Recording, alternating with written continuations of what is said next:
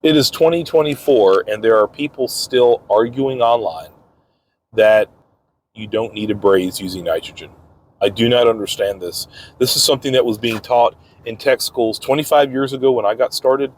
It's been an industry standard for over 40 years, mainstream. It's something that is found in every single installation manual, every single training I've ever been to that brazing gets brought up. We're reminded to do that. Anybody who's an educator, a content creator, a influencer who is reputable at all is going to tell you to braze with nitrogen. And there are people out there that are still just digging in their heels, not just saying, yeah, I know it's the best way to do it. I'm still trying to get set up to do it. I just don't do it yet. No, there's people digging in their heels saying, I've been doing this for 30 years. I've never brazed with nitrogen and I've never had a problem. How do you know you've never had a problem? That's the stupidest logic ever. Have you continued to work on every single system for the last 30 years that you ever brazed on? No, the people that say that are these hacks that go and they braze on a system like a hack, not using nitrogen, probably not changing a dryer, not using any of the best practices that we know work. And then they leave.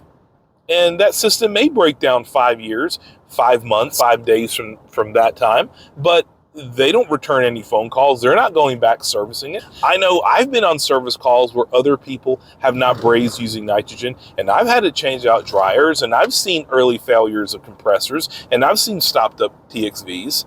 So I know it's out there. So it's the dumbest logic ever. And at this point, in 2024, with all the information that is readily available out there, that we need to be using best practices like brazing with nitrogen.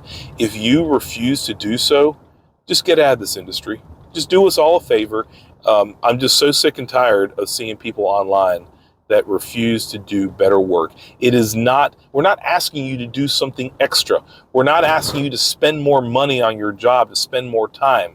You literally have to bring out the nitrogen bottle after you braze anyway to do a pressure test. So why not bring that nitrogen bottle out along with your torches?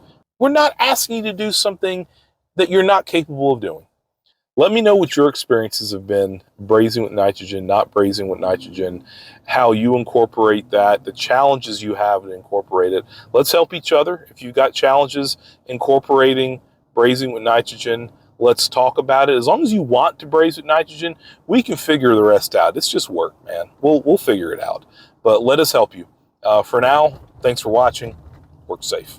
And braze with nitrogen.